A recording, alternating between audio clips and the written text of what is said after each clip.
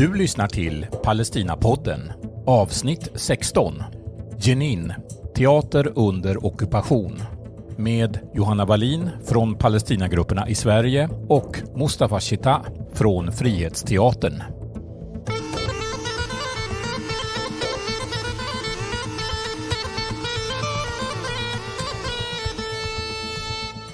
Idag ska vi prata om vad som händer i Jenin på Västbanken, som just nu upplever sin kanske svåraste och mest våldsamma tid sedan den andra intifadan på tidigt 2000-tal, med ständiga arméinvasioner och många dödade och skadade. Jenin ligger nästan så långt norrut man kan komma på Västbanken. Och från Jenin så ser man på klara dagar Nasaret och man kan också ana Haifa vid kusten. Det här är en bördig region med bra odlingsmark och många menar att det kan vara en av anledningarna till att det här området har varit och fortsätter vara väldigt hårt angripet av den israeliska ockupationsmakten. Jenins flyktingläger ligger strax utanför Jenins stad. Och det här lägret etablerades 1953. Och flyktingarna som först kom dit hade vandrat från byar och mindre städer några mil bort, som låg i det område som hade blivit Israel i och med kriget 1948. Och först sov de i tält och senare blev det provisoriska hus och till slut permanenta. Och lägret har med åren vuxit till en hel stadsdel där det bor ungefär 17 000 personer. Ingen vet riktigt säkert. 2007 åkte jag till Palestina för första gången eftersom jag ville lära mig mer om den här platsen som jag då hade hört så mycket om. Och det var meningen att jag skulle stanna i 3 månader, men det blev nästan 10 år. Jag kom hem 2017. Och under de flesta av de åren så bodde jag i Jenins flyktingläger. Jenins flyktingläger är mångas hem och samtidigt ingens hem. De barn som växer upp i lägret kan ana sina hembyar från kullarna ovanför flyktinglägret. De flyktingar som först kom dit satt på just de kullarna och pratade om att det nog skulle vara över om några dagar och då skulle de gå hem igen. Men den dagen kom aldrig. Berättelserna om flykten och det som togs ifrån dem, hemmet de lämnade och vilka träd och blommor som växte i trädgården och hur livet var där hemma är fortfarande levande och förs över från generation till generation. 2002, under den andra intifadan, det palestinska upproret, invaderades Jenins flyktingläger av den israeliska armén som dödade ett 50-tal människor och skadade många fler och förstörde alla hus i lägrets centrala delar. Och bland de byggnader som raserades fanns stenteatern, ett kulturcentrum för barn och unga som en israelisk kvinna som hette Arna Merchamis hade tagit initiativ till och där också hennes son Giuliano varit aktiv. Och det finns en film om stenteatern och Arnas arbete som heter Arnas Children som jag verkligen rekommenderar. Efter invasionen så byggdes flyktinglägret upp igen, men även när de mest intensiva åren av den andra intifadan var över fortsatte den israeliska arméns räder. Armén kommer oftast nattetid och de kallar det för att visa närvaro. Att i ett område som formellt kontrolleras av den palestinska myndigheten visa vem som egentligen bestämmer. När jag bodde i Jenins flyktingläger var det mer regel än undantag att det utbröt sammandrabbningar på kvällarna. Och då var det den palestinska myndighetens styrkor mot lägrets invånare. Många i det här flyktinglägret upplever att myndigheten, som brukar kallas för PA, har svikit dem och att de palestinska ledarna har blivit ockupationens förlängda arm. Och senare på natten kommer den israeliska armén. Då håller sig PAs styrkor undan, vilket bara ökar föraktet för dem bland de framförallt unga män som ser sig som lägrets försvarare. Och natt efter natt utspelas den här dödliga dansen. Tonårskillar med stenar och hemgjorda granater och också vapen mot en av världens mest välutrustade arméer. Barn i lägret vaknar av dörrar som slås in och tårgas som sticker i ögon och näsor. Pappor eller bröder eller söner förs iväg till israeliska armébaser och ställs sen i bästa fall inför rätta i militärdomstolar med 99% fällande domar. I många fall blir det ingen rättegång utan ett så kallat administrativt förvar som förlängs gång på gång. Det senaste året har det väpnade motståndet i Jenins flyktingläger ökat. Olika grupper har gått samman och nästan 50 människor har mist livet. Många fler skadas, inte sällan skjutna med skarp ammunition. Bland de döda finns män från motståndsgrupperna men också flera barn och äldre. Journalisten Jenin som rapporterade för Al Jazeera dödades för nästan precis ett år sedan. 15-åriga Jana som stod på taket till sitt familjehem när israeliska soldater genomförde en operation i hennes kvarter. 14-åriga Omar som sköts i ryggen av civilklädda israeliska specialstyrkor när han cyklade utanför sina föräldrars butik på eftermiddagen och hamnade i skottlinjen. För barn i Jenin och i andra delar av Palestina är den israeliska militärens invasioner normen. Att nära anhöriga ska bli dödade är en ständig rädsla. Och som förälder hamnar man i den absurda situation som flera av mina vänner och kollegor i Jenin är. Att hoppas på att ens barn bara ska hamna i fängelse. Stora planscher av lägrets senaste shahid, martyrer, pryder nu återigen husväggarna i Jenins flyktingläger.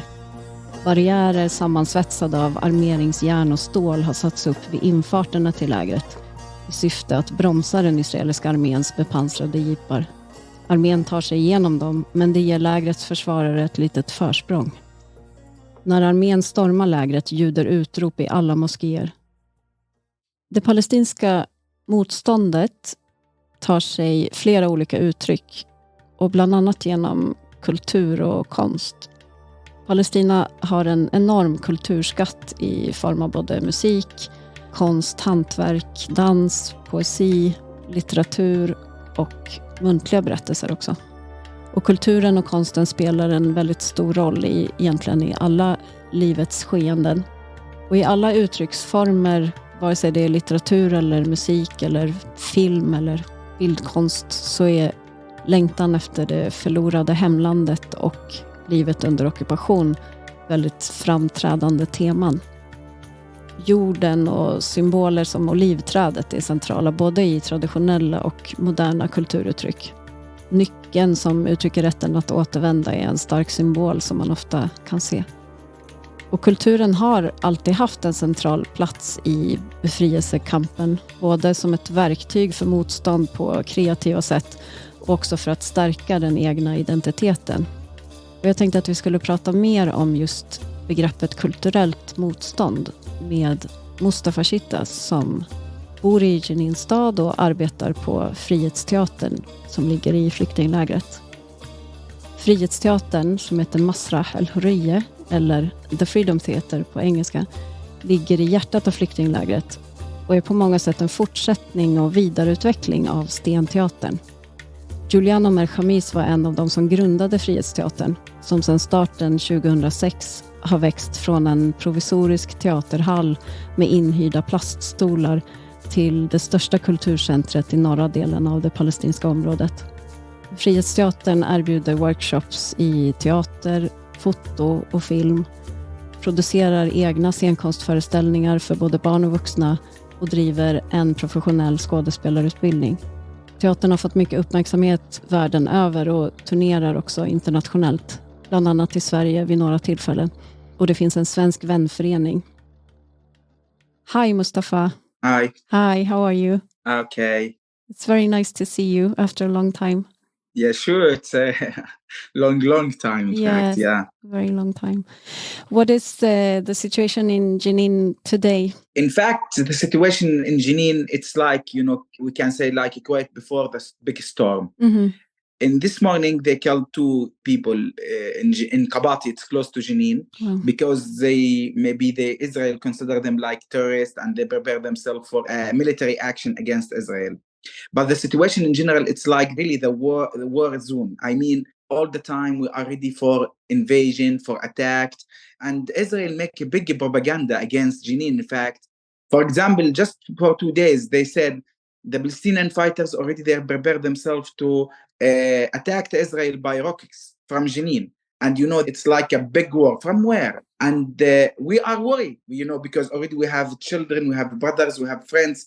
And that means we want to lose a lot of people and more people. That's what we worry about it in this moment, in fact. It's not like Gaza, but it's near to be like Gaza. Now we know that Israel considers Jenin, it's like the capital of terrorist action in the West Bank, and they attacked us all the time. And they don't ask themselves why Jenin. And for me, I like to say why Jenin. Mm-hmm. Why Jenin? Because after 20 years, after the big invasion happened, they don't fix anything. I mean, what's happened in Jenin in April 2002, the result it continue until this moment. Those young people and the new generation already they grow up or born in that year in 2002. They grow up with this idea, with this concept about the fight, about the about the occupation, about their lose. Until this moment, a lot of Palestinians, prisoners from more than 20 years, they are still in the jail because already they are part of this battle between the Palestinian fighters and Israel in big invasion happened in 2002. Yes. I believe no one house in Jenin refugee camp, they don't have a story with the occupation. Above of all, they are refugees because already they are, that means they take off from their houses. But I mean now, in this day. Can you just backtrack a little bit and tell us about this year? Because as we can read in our news, which is not a lot, but at least some of what's happening in Jenin also reaches the international media. And there's been a lot of, there's the nightly invasions, but then there are the larger invasions. And you've had a few really big invasions already this year. Yeah. That's happened from maybe more than now 1 year and a half. But if we talk about what's happened in this year, especially in 26th of January, when the Israel attacked Jenin in the morning to arrested maybe some people, but they have like a decision, Johanna, just to kill the people. I mean, we lose in that day 10 persons. I mean, they like or they are focused to send this message, to send the message for all the people. If you want to be in this kind of action, you will kill any person. He just move like this old woman. She tried just to withdraw the fighter. The person he killed in front of her eyes. Mm-hmm. She just try to withdraw him. They kill her. But it's not just message for Jenin, because after that week in February, they killed another 10 persons in Nablus. I mean, it's like killing machine. From 2023, where we expect maybe with the new government, with the something will happen around us in the world, maybe something it changed. You mean the new Israeli government? Yeah. But unfortunately, it's more and more killing and fascist action against the Palestinian in our area. And usually, they came to Jenin to invade, to attack Jenin in the morning, in the early morning. I mean, we talk about sometime in 4 a.m., 5 a.m., 3 a.m. But now, no, they can't. Suddenly, you find them in the front of you.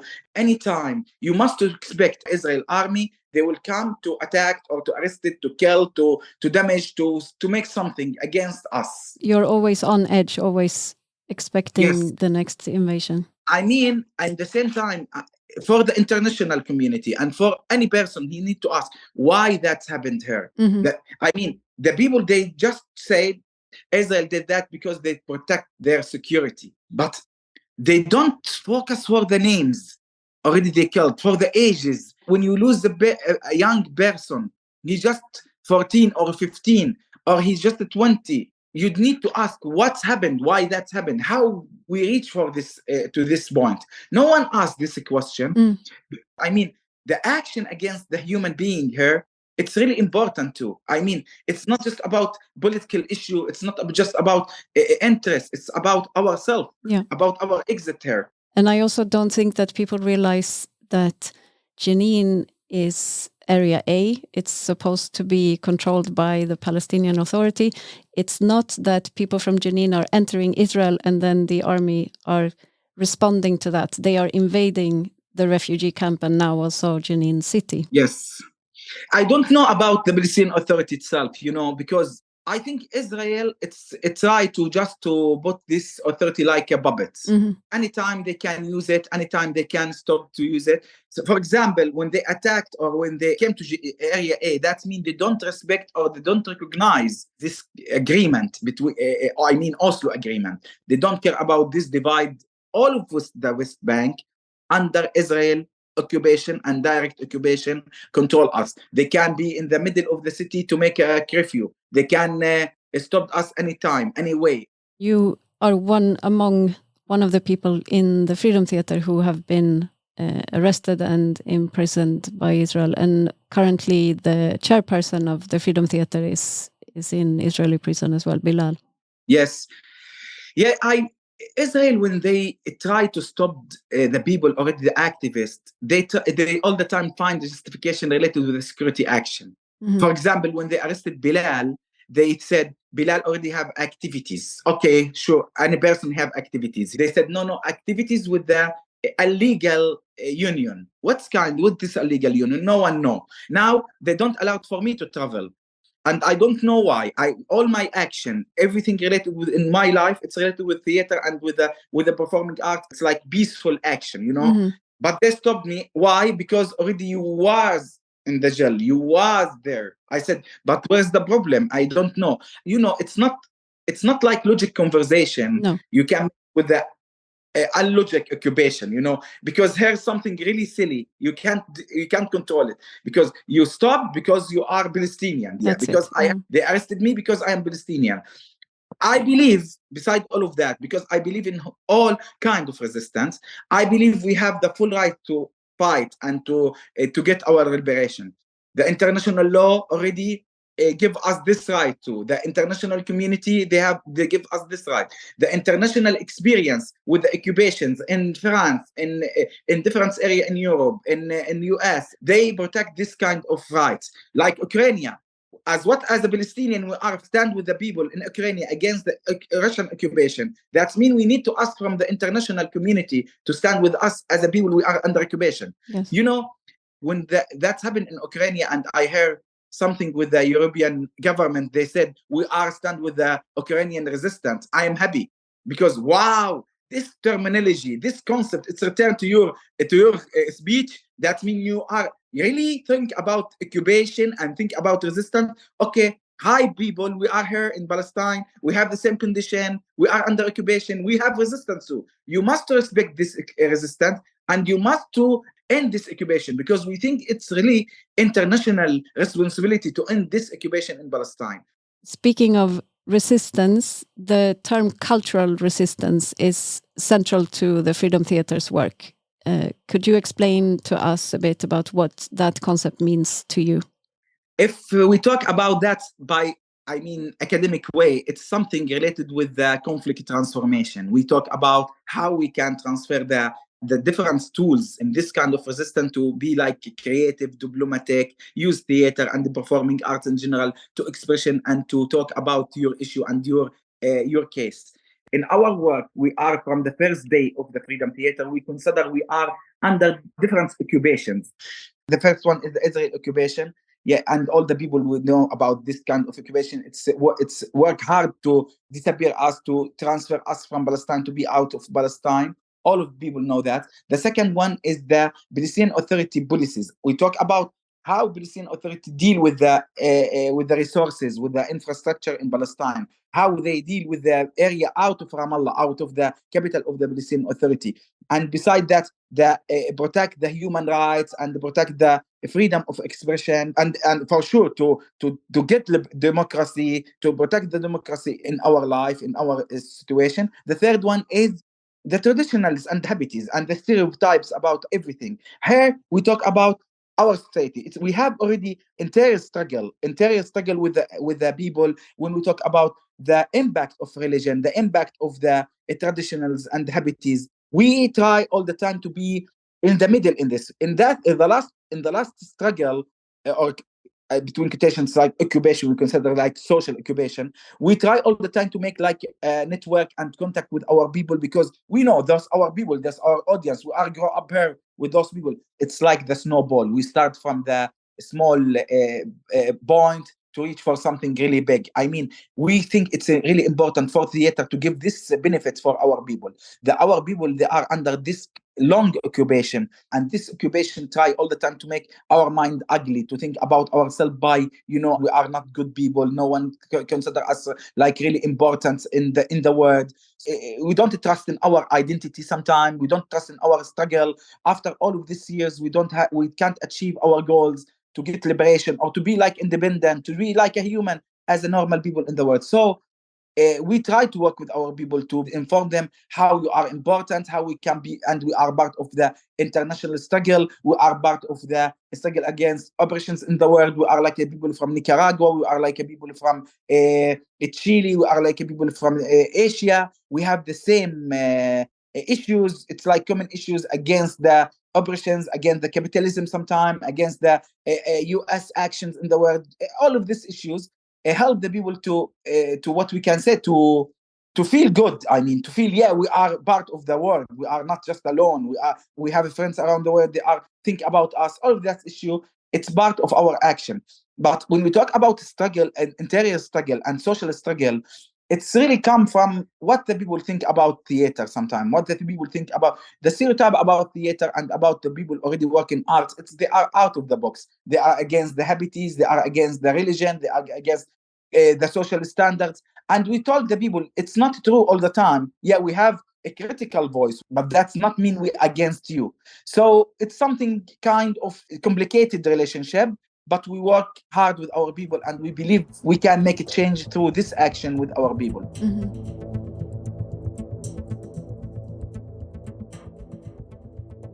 And when it comes to the work that you are doing now, is it possible for you to even operate now?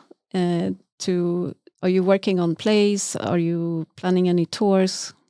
In fact, it's not easy to make a play during the sadly situation around us, but we are continuing our work. We are still have our main programs like the Freedom Theater School for Performing Arts, mm-hmm. where we have now students in our theater school, and that's really important for a new generation and for the new bloods for the Freedom Theater. The second one is the Care and Learning. We talk about a child program and about outreach program. We continue in our program with the children from Jenin city and from Jenin refugee camp, and we will start from the middle of May, return to our action with the children after Ramadan and after Eid with the children, and we all the time to find any yard, any space to continue with them in the work. And already, as usually, the Freedom Theater have Kids for Kids play. Now we have Mimo and Mimi play. It will be in the festival in Bethlehem this year, and from our kids to the another Palestinian kids in different area in West Bank. Now we work in the new play. It's called Big Love. It will be with our theater school. In our theater school, we prepare ourselves for a tour in abroad with And Here I Am. Now, if we can't do something inside Palestine because the situation here, we try to continue to send our messages out of Palestine. We will be in Norway in August with a play with And Here I Am, a play, a monodrama by Ahmed Toubasi, the artistic director of the Freedom Theater. And later we will be in France and Sweden from October to November. Exactly. With the same play And Here I Am.